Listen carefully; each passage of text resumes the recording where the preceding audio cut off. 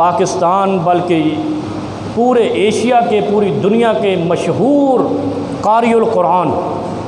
قاری عبدالحفیظ فیصل آبادی صاحب، اتنا نیک آدمی، یہ مثالیں ہیں دنیا والوں کے لیے، آج میں ان کی بتاتا ہوں کہ میں بھی ان کی تقریریں سننے کے لیے پتہ نہیں کتنے کتنے کلومیٹر بسوں پہ سفر کر کے ہم تقریریں سننے جاتے تھے اس بزرگ کی، اور یہ جس شہر میں جاتے تھے بریلوی، دیوبندی، شیعہ، اہل حدیث اس شخص کا قرآن سننے آتے تھے۔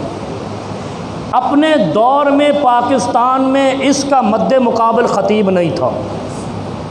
قاری عبدالحفیظ فیصل آبادی، اور آپ نے یہ سنی ہوئی ہیں، لیکن ہمیں کیونکہ ہم اس مسلک سے تعلق نہیں رکھتے اس لیے اس مسلک کے علماء کو ہمیں نہیں پتہ ہوتا۔ میں نے کل ایک عام آدمی سے پوچھا کہ آپ نے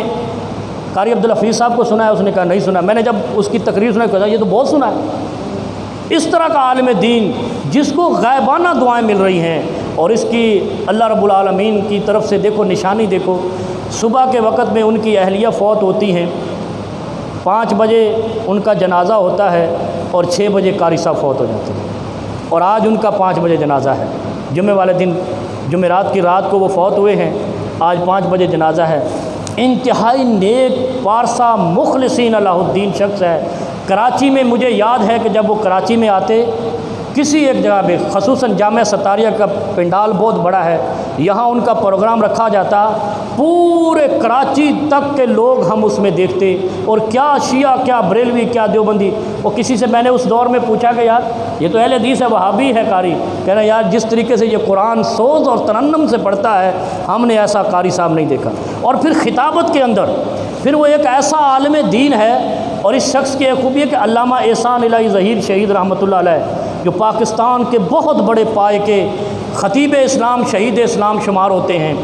ان سے متاثر ہو کر انہوں نے مسلک قبول کیا تھا۔ اس سے پہلے تو نوجوان تھے، پھر اہل حدیث ہوئے،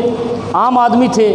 پھر قاری قرآن بنے، پھر عالم دین بنے، پھر ان کی خطابت نے،